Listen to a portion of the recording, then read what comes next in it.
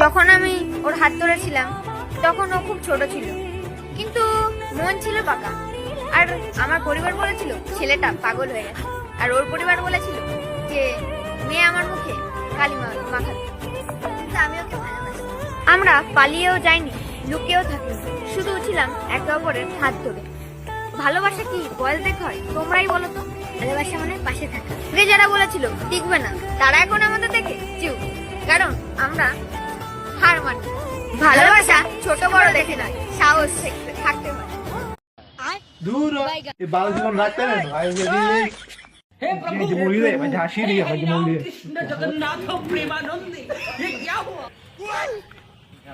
गोलमाल है भाई सब गोलमाल है खत्म bye bye tata good bye